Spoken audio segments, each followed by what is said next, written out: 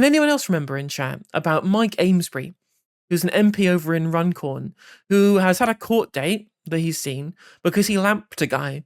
He lamped a guy in public, he got caught on CCTV, and he might end up having a full-on conviction, which would mean him losing his seat.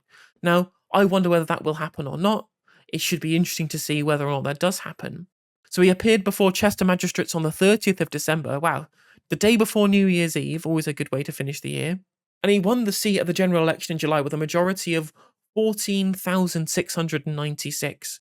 So he is somebody who lives in a very, very, very safe seat. Now, of course, not all seats are safe in the year of our Lord 2025 for the Labour Party, so anything could potentially happen if there was a by-election. The question, of course, is who might potentially be the replacement for Mike Amesbury if there was to be a by-election in Runcorn?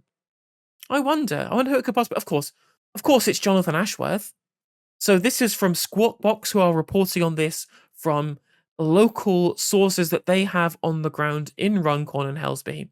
And they believe that he is lined up to stand in the constituency if Amesbury is ineligible after the conviction, which has to be at least 12 months, I believe.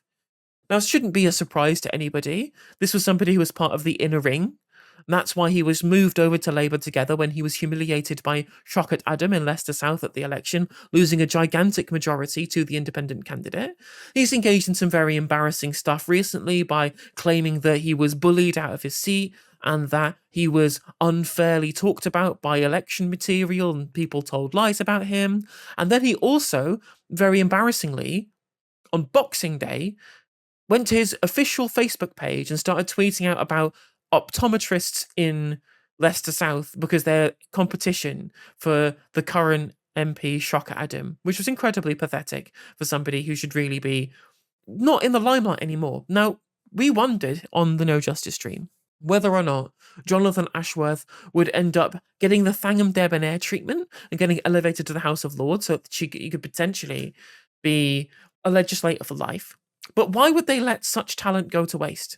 Why would they let the talent of somebody like Jonathan Ashworth go to waste on the back burner in the House of Lords, only amending legislation, or being somebody in the background as the head of Labour Together? Now, it's clear they want him to be front and centre of their campaigning. They keep having him go out as their point of contact for news organisations, for talk shows, for Good Morning Britain. We constantly cannot get Jonathan Ashworth off our screens.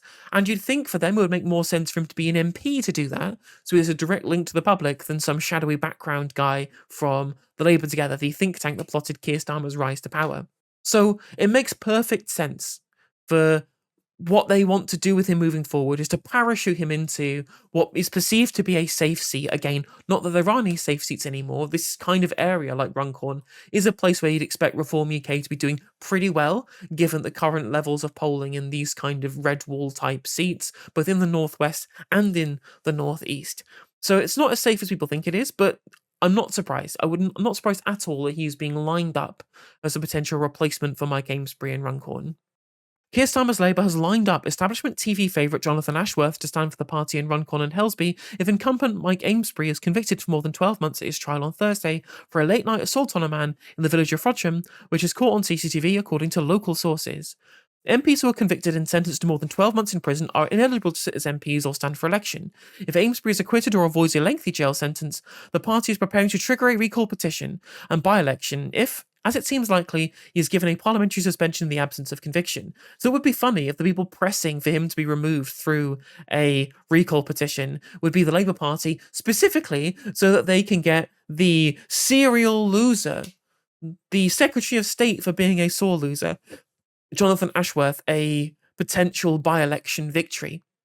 And then they can insert him into a position within the cabinet that they feel was unjustly taken away from him by his shocking loss to Shocker Adam in Leicester South at the election.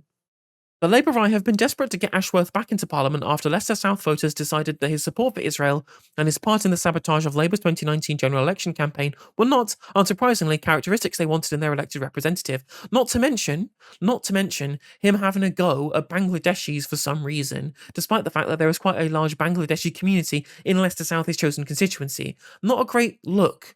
It's not great optics for your potential voter base, for the constituency that you live in, when you attack them and their ethnicity specifically.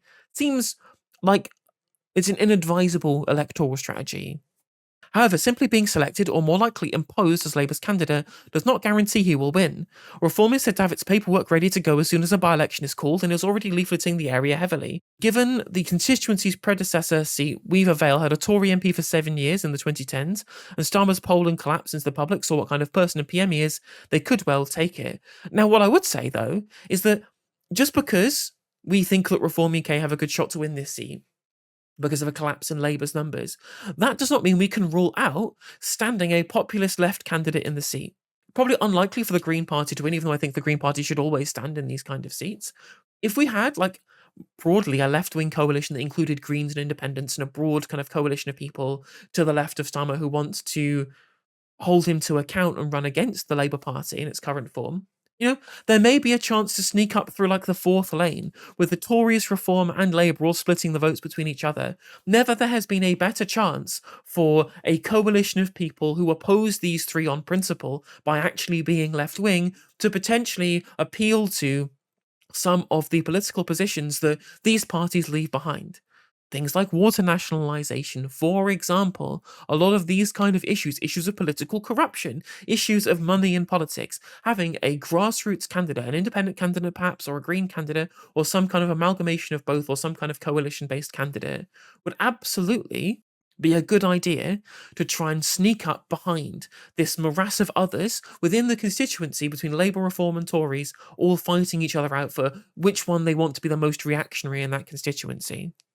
So, fingers crossed, we see an interesting election in this seat, although it will be incredibly funny if it's Jonathan Ashworth that they select, because all that will happen is it will spend the entirety of the by-election talking about him rather than talking about anything else. Because it'll be obvious to everybody that he's trying to insert a candidate into this seat to get them back into Parliament. And he should take at least some amount of trepidation on this strategy. Remember what happened to the Australian Labour Party at the last election, where they tried to parachute in Christina Keneally into a seat that she had no connection to whatsoever because they just wanted her to be back in their cabinet, and they ended up losing the seat at a time in which Labour were absolutely thrashing the Liberal coalition in that election. At one of the seats where they imposed a candidate with no proper selection that nobody liked, that there was no link to the constituency, that they just wanted to add in to be able to put into their cabinet, they lost that seat. So, word of warning. A word of warning for the Labour Politburo. Maybe not a good idea to foist unwanted candidates upon constituencies they have no link to. Hey there, if you enjoyed the video, make sure that you like and leave a comment. That helps the video out in the algorithm. If you subscribe and ring the bell, it'll let you know when I go live. I stream every day on YouTube and Twitch. You can also follow all of my socials down in the description. And if you want to support me in a more financial manner, there's a join button for membership to just 99p to be a member on YouTube, as well as a Patreon, and there's some merch there as well. And hopefully I'll catch you on the next video. Take care.